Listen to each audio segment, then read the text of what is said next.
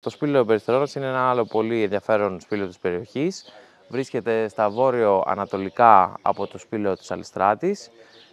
Φαίνεται ότι έχει αναπτυχθεί το ίδιο σύστημα καρστικοποίησης. Βρίσκεται περίπου το δάπεδό του στο ίδιο επίπεδο με αυτό του σπηλαίου της Αλιστράτης. Έχει μία βαραθρώδη είσοδο γύρω στα 15 μέτρα, την οποία σήμερα κατεβήκαμε εγώ για πρώτη φορά συγκεκριμένα σε εκείνη την περιοχή.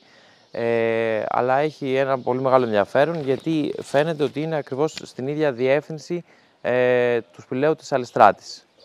Έχει κάποιες αίθουσες πολύ αξιόλογες, είναι αρκετά μεγάλο, γύρω στα 400 μέτρα μήκος περίπου, και έχει και αυτό ένα πολύ ξεχωριστό ενδιαφέρον εδώ της περιοχής, που βρίσκονται και όλα τα υπόλοιπα σπήλαια που είναι πάρα πολύ σημαντικά γενικά για να δούμε για το καρστ που έχει αναπτυχθεί εδώ στην περιοχή.